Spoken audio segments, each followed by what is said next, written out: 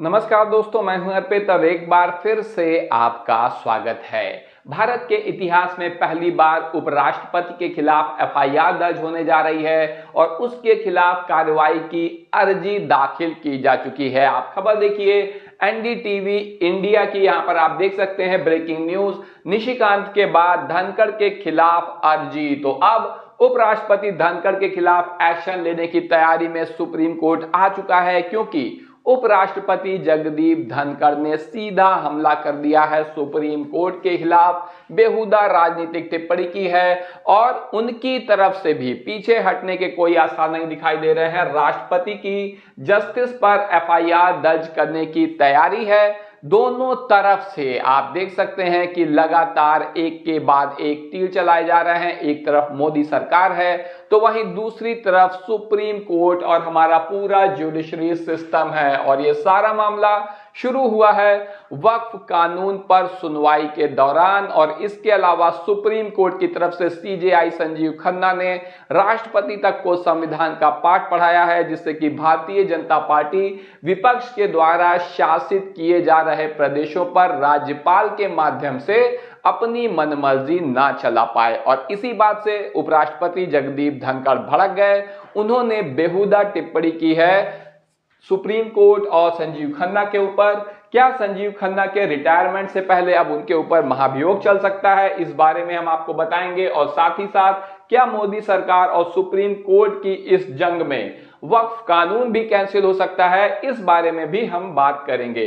तो सबसे पहले लेकिन आप खबर देखिए कि निशिकांत दुबे के बाद उपराष्ट्रपति के खिलाफ अवमानना की कार्रवाई की मांग अटॉर्नी जनरल से मांगी गई है सहमति। और ये सहमति मिलते ही एफआईआर दर्ज हो जाएगी उपराष्ट्रपति के खिलाफ। साथ ही साथ आप देख सकते हैं निशिकांत दुबे भारतीय जनता पार्टी के सांसद हैं। इनका बयान क्या है आप देखिए, जिस पर इस वक्त बवाल छिड़ा हुआ है और इनके ऊपर कोर्ट की अवमानना का केस चलने जा रहा है। देश में धार्मिक युद्ध भड़काने के लिए सुप्रीम कोर्ट जिम्मेदार है। सुप्रीम कोर्ट अपनी सीमा से बाहर जा रहा है।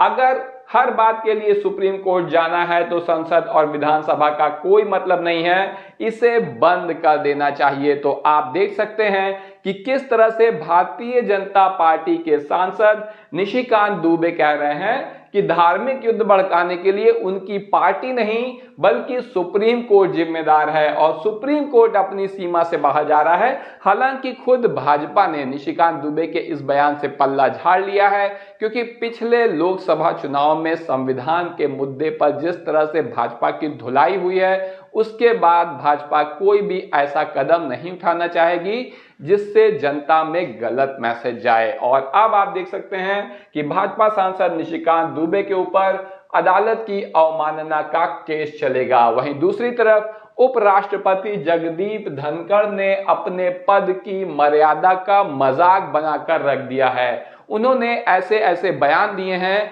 जिसे देने से राजनेता भी बचते हैं, जबकि वो देश के उपराष्ट्रपति हैं। वरीयता क्रम में राष्ट्रपति के बाद दूसरे नंबर पर आते हैं, स्वयं प्रधानमंत्री भी उनसे नीचे हैं। उसके बावजूद उन्होंने अपने पद की गरिमा का ख्याल नहीं रखा।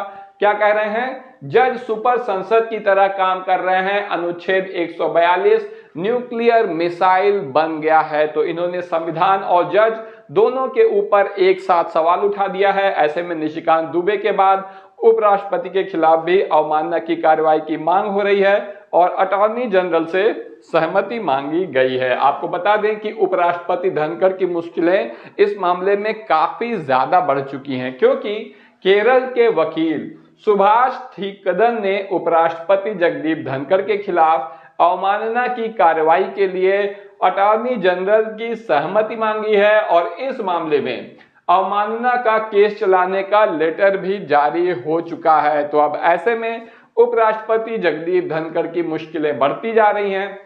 राज्यसभा के उपसभापति ने इसके पहले एक बार इनका बचाव किया था, उस वक्त जब आपको बता दें कि जगदीप धनखड़ के ऊपर आरोप लगाया था विपक्ष ने कि ये जो है संसद पर अपनी मनमानी चला रहे हैं, इस पद पर रहने के काबिल नहीं है। और बाकायदा अविश्वास प्रस्ताव आया था और इस पर मतदान भी हुआ था। आप देखिए उपराष्ट्रपति के खिलाफ विपक्ष का अविश्वास प्रस्ताव खारिज हो गया था भारतीय जनता पार्टी के संख्या बल की वजह से।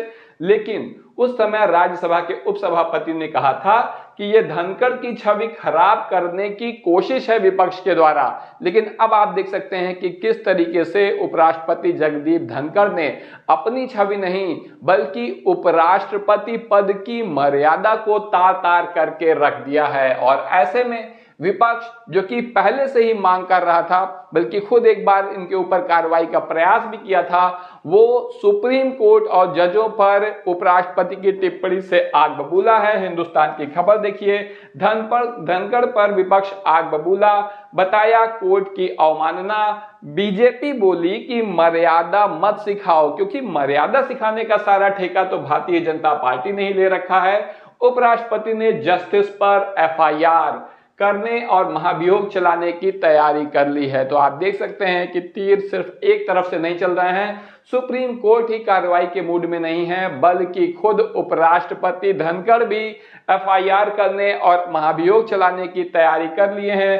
कह रहे हैं कि क्या यह माफी लायक है। हिंदुस्तान की खबर देखिए, एफआईआर क्यों नहीं हुई जस्टिस वर्मा के घर से कैश मिलने पर। और अब आप देख सकते हैं कि किस तरीके से मोदी सरकार वर्सेस सुप्रीम कोर्ट अपने चरम पर पहुंच चुका है। क्योंकि आप देखिए कि सीजेआई संजीव खन्ना ने जब वक्फ कानून के मामले पर भयंकर धुलाई कर दी मोदी सरकार की, और अब ये कानून कैंसिल होने की नौबत आ गई है, तो इससे खिसियाई हुई भारतीय जनता पार्टी की तरफ से बैटिंग करने उतरे हैं उपराष्ट्रपति जगदीप धनखड़। सीजेआई खन्ना के खिलाफ तो कुछ भी नहीं मिला, कोई मामला नहीं मिला।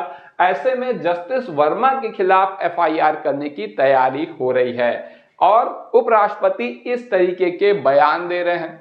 उनका टारगेट निश्चित रूप से यहां पर हमारे देश का जुडिशरी सिस्टम है। आप देखिए, इंडिया टीवी की खबर भी है यहां पर कि जस्टिस वर्मा कैश कांड पर सुप्रीम कोर्ट ने खारिज की जज पर एफआईआर की मांग, यानी सुप्रीम कोर्ट पहले ही इसे खारिज कर चुका है और कहा कि इस मामले में आंतरिक जांच होगी। आंतरिक जांच का मतलब ये नहीं है कि उन्हें बख्श दिया जाएगा, एक संविधान है, उसके तहत चलना होता है, हर चीज की एक प्रक्रिया होती है। और आप देख सकते हैं कि किस तरीके से आंतरिक जांच के बाद जो नतीजे सामने आए, तो खुद उपराष्ट्रपति जगदीप धनखड़ ने क्या कहा था। एनडीटीवी की ये खबर है कि पहली बार किसी सीजेआई ने सभी सामग्री सार्वजनिक की। उपराष्ट्रपति धनखड़ ने यशवंत वर्मा मामले में सीजेआई के कदम की सराहना की। यानी अभी कुछ दिनों पहले तक, जब तक वक्फ कानून पर सुनवाई नहीं हुई थी, सीजेआई खन्ना की सराहना की जा रही थी। लेकिन अब इन्होंने पलटी मार दी है और कह रहे हैं कि क्या ये माफी लायक है, एफआईआर क्यों नहीं हुई, जस्टिस वर्मा पर कार्रवाई क्यों नहीं हुई, क्या हो रहा है वगैरह।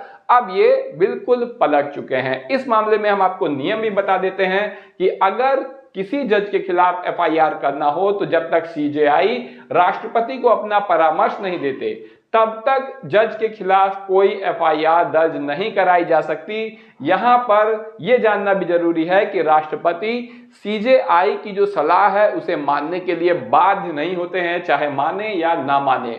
ऐसे में मोदी सरकार और सुप्रीम कोर्ट के बीच ये जो जंग शुरू हुई है, इसका क्या परिणाम होगा और क्या वक्फ कानून इसके तहत कैंसिल भी हो सकता है। आपकी जो भी राय हो कमेंट करके जरूर बताएं। वीडियो को लाइक करिए, चैनल को सब्सक्राइब करिए और अपने दोस्तों के साथ शेयर करना ना भूलिए। धन्यवाद।